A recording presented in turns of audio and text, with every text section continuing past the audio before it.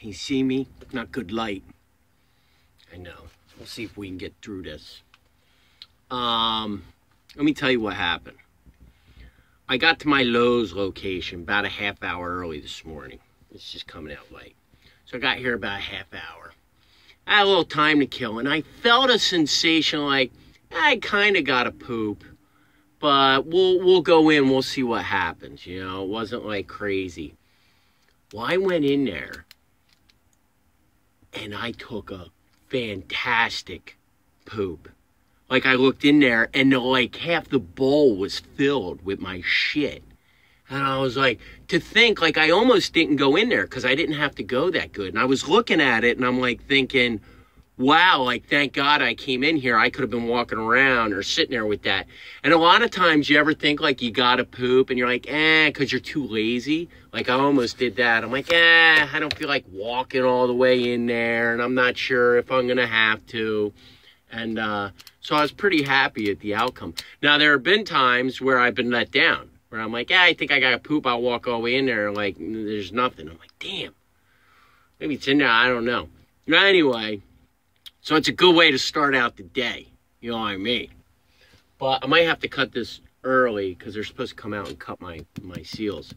But I did a video yesterday, and I ended up talking a lot about Rocky Balboa. And but I started touching on some of the pay, and I wanted to talk more about you know, why do you see a lot of people drop out of trucking, especially in the first year.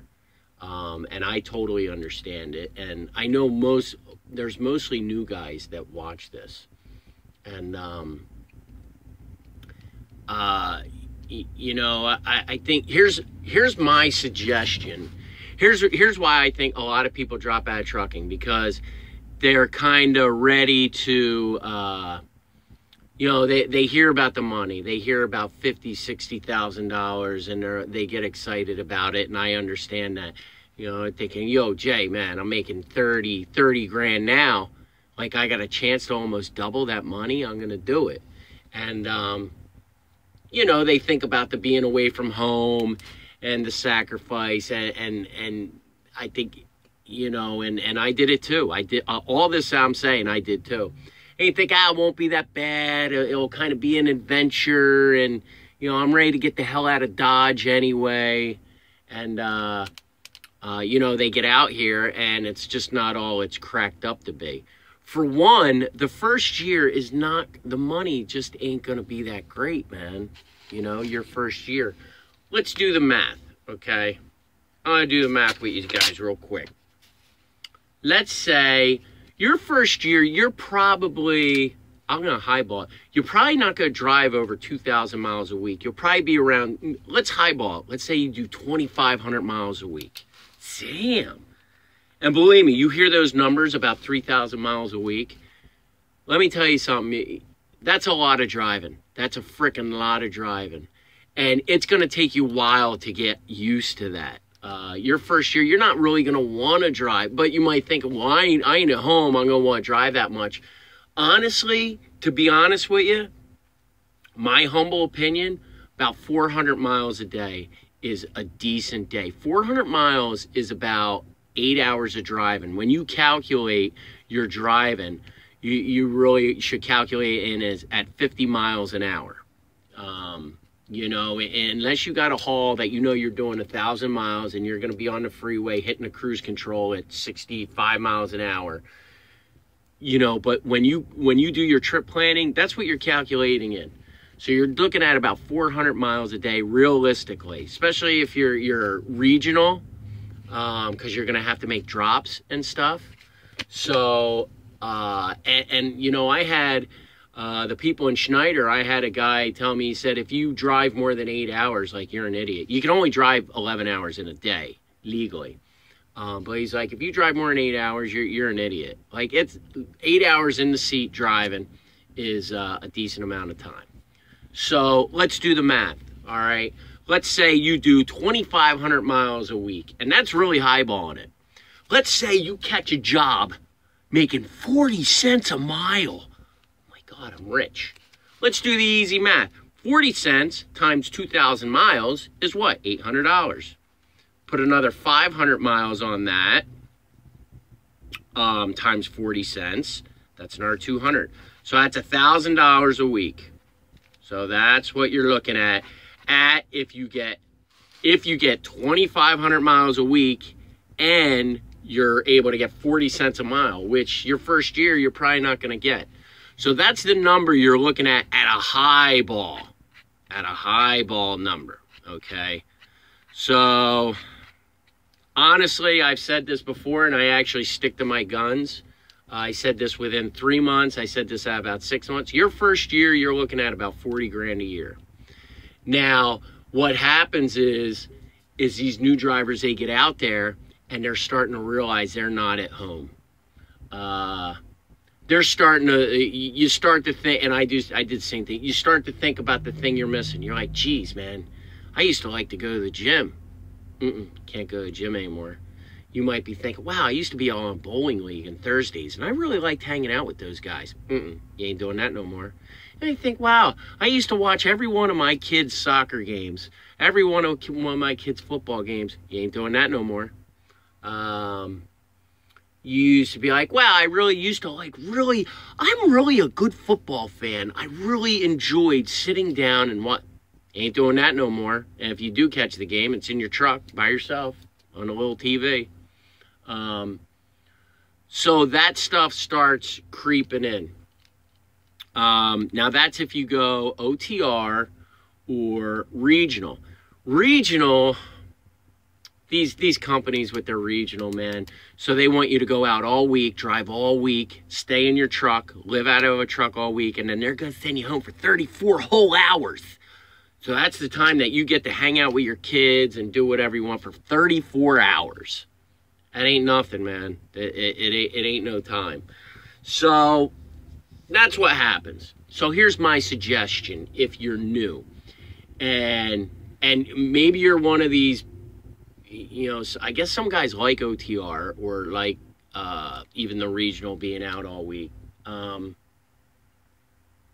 That's not really, I don't know how you like that. I mean, two guys that trained me that were old timers, they actually, that's all they did. They were OTR. They had a bunch of kids and their wives stayed home, and that was kind of the agreement they made and they're okay with. You know, they would go out and they would drive, and their wives were home doing all the stuff.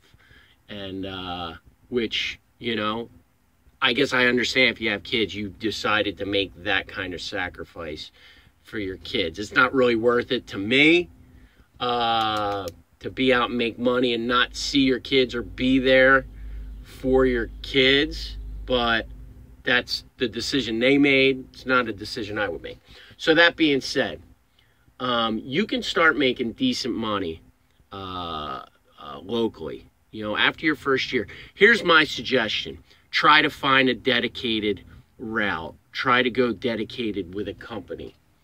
And find a dedicated route where their distribution center is kind of close to your house. Now, that doesn't mean that you're going to get home every night. But a lot of these dedicated routes, to say they won't work on the weekend or they will give you 2 days off, and you can take your 10-hour break at that distribution center where it might be close to your house. So you might get a 10-hour break, and then you can run home, kind of make an appearance, see how your kids are doing, see what's going on. A lot of these dedicated routes, yeah, you might be out for 2 days, but you'll start to find a system like, hey, I'm home or I'm back to that distribution every Wednesday. And I pretty much get back at the same time. You know, it's not a definite time, but then you can start making plans. You can start telling your wife or your kids like, hey, I got a practice on a Wednesday night. And you're like, you know, that dedicated route usually gets me. It's more of a structured. And your first year, if you want to do this and you want to get to local, that's probably your best route. And it kind of eases you into this trucking. Then once you do that, if you say, hey man, I kind of like being on the road. I like hanging out at truck stops. The more I'm in here, I really like being on the road and driving, and then you can go to OTR. But to throw yourself into OTR or these regional jobs right away. Now, a lot of the dedicated routes, you're out all week. You're kind of only going. But that's even better, too, because the parking's going to be easier. You're going to say you have a Walmart dedicated. You start to understand how every Walmart in this freaking country is laid out like I do Lowe's. Every Lowe's is laid out the same. So I know how to pull in. I know how to back up. So it kind of is a little easier. When you're doing that OTR, everything's different. It's always different. Every spot you go to is different. And that's another thing. You don't know where you are.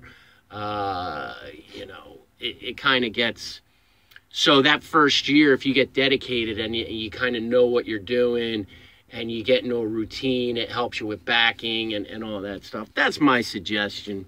And then get to local if you want to try and get local or line haul. There's a lot of line haul jobs, which I might look at because I kind of like, line haul is you wake up, you'll drive to one spot, you'll drive back. You're in a sleeper, which is nice. You start to just understand your route. But the OTR and the thing, that's why people leave. That they get in their heads, they want to do something. I did the same thing. If you guys know my story, I did OTR for 3 weeks, and as soon as I started, I was like, But in my head, before I started, I'm like, well, I'll travel around, I'll see the world. I'll be cruising the road in the open air, and it'll be nice. It'll be like an adventure. 3 weeks, I was like, I kind of knew right away. I was like, no. I wasn't born to be in this truck and not live life. But anyway, I got to roll, man. Anyway, just want to touch on that stuff. Everybody be cool. Thanks for listening, and I'll talk to you later.